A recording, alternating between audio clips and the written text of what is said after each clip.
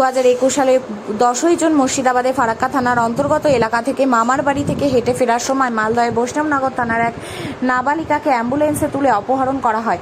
অভিযোগের পর তাকে ধর্ষণ করা হয় লাগাতার। এরপর ওই নাবালিকাকে বৈষ্ণবনগর থানার পিটিএস মোড় সংলগ্ন এলাকায় ফেলে রেখে পালিয়ে যায় দুষ্কৃতীরা। ঘটনাটি প্রকাশ্যে আসতে তীব্র চাঞ্চল্যের সৃষ্টি হয় এবং রাজ্য জুড়ে ক্ষোভ ছড়িয়ে পড়ে। তদন্তে নেমে পুলিশ করিম শেখ ও তারজিন হোসেন নামে দুই অভিযুক্তকে গ্রেপ্তার করে। পরে মামলার তদন্তভার সিবিআইয়ের হাতে যায়। দীর্ঘ বিচার প্রক্রিয়ার পর জঙ্গিপুর আদালত 31 জন সাক্ষীর সাক্ষ্য প্রমাণের ভিত্তিতে গত 29 জুলাই দুই অভিযুক্তকে দোষী সাব্যস্ত করে যাবজ্জীবন কারাদণ্ডের নির্দেশ দেয়। আদালত জানায় তাদের বাকি জীবন কারাগারেই কাটাতে হবে যতদিন তারা মারা না যায়। পাশাপাশি প্রায় 17.5 লক্ষ টাকা জরিমানাও ধার্য করা হয়েছে। সিবিআইয়ের পক্ষের আইনজীবী অমিতাভ মৈত্র এই তথ্য জানান। রায়ে সন্তোষ প্রকাশ করে আজ সংশ্লিষ্ট এলাকার বাসিন্দা ও নির্যাতিতার পরিবারের সদস্যরা মালদা বার অ্যাসোসিয়েশনে উপস্থিত হয়ে সেই মামলার সিবিআই পক্ষের আইনজীবী অমিতাভ মৈত্রকে সংবর্ধনা জানান। 2021 সালের জুন মাসের 10 তারিখে ফারাক্কা ব্যারেজের ঠিক আগে ফারাক্কা থানার অধীনে বৈষ্ণবনগরের একটা নাবালিকা মেয়ে, যে কিনা তার মামার বাড়ির থেকে জাফরগঞ্জ থেকে তার নিজের বাড়িতে লকডাউনের সময় হেঁটে ফিরছিল। সেই সময় একটা অ্যাম্বুলেন্সে দুজন এসে অ্যাম্বুলেন্সটা দাঁড় করায় এবং তাকে সেই অ্যাম্বুলেন্সে কিডন্যাপ করে নিয়ে যায় একটা অ্যাবান্ডান্ড প্লেসে। সেখানে অ্যাম্বুলেন্সের মধ্যেই রেপ করা হয় তাকে।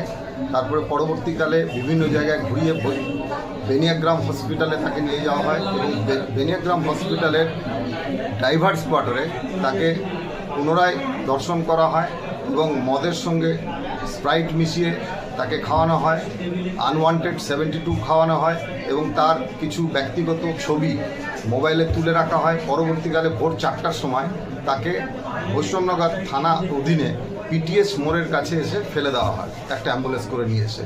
এই ঘটনাতে খুব আলোড়ন পড়েছিল সেই সময়।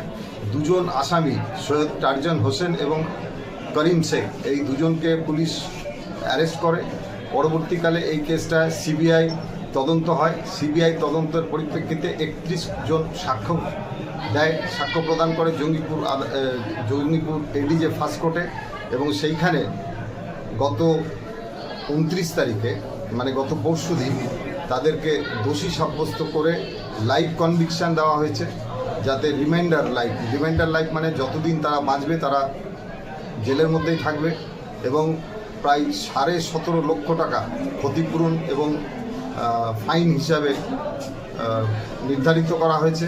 এবং যে অ্যাম্বুলেন্সটি সিজ করা হয়েছিল, যে অ্যাম্বুলেন্সের মধ্যে রেপ করা হয়েছিল, সেই অ্যাম্বুলেন্সটি রাজ্য সরকারকে আদেশ দেওয়া হয়েছে সেই অ্যাম্বুলেন্সটি অকশনে উঠিয়ে দিয়ে যে টাকা সেল প্রসিড হবে সেই সেল প্রসিডটা ভিকটিম পরিবারকে দিতে হবে।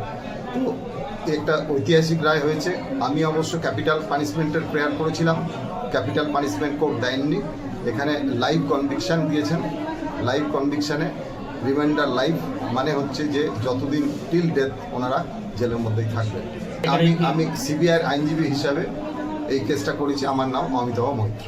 হ্যাঁ, আজকে কিছু গ্রামের লোক যারা আমার পরিচিত, শুভানুধ্যায়ী, ভালোবাসে, তারা এসে কোর্টের কিছু লোক সম্বর্ধনা দিল। ভালো লাগছে, তারা মনে রেখেছে বলে। আজকে আমাদের কোর্টের যে সিনিয়র অ্যাডভোকেট, সে পরপর ভালো কাজ করার জন্য তার দক্ষতা, তার সততার সে প্রতীক হিসাবে আমরা জানি তাকে। এবং তার যে কাজ, সে পরপর যে যারা অন্যায় করেছে তাদের সাজা এবং যারা অন্যায় করেনি তাদেরকে যে কোর্ট থেকে বার করে নিয়ে বাড়ি পৌঁছিয়ে দেওয়া, এইসব কাজে আমরা সন্তুষ্ট হয়ে তাকে আজকে আমরা সম্বর্ধনা দিই। না, ভালো বললাম তো, সততা, দক্ষতা তার মধ্যে পেয়েছি আমরা, যার জন্য তাকে আমরা সম্বর্ধনা দিলাম। আশা করি আগামী দিনে তার সেটাই যেন বজায় থাকে। আমার নাম মাইনুল ইসলাম, গাজল, সুমন কপি হাউস।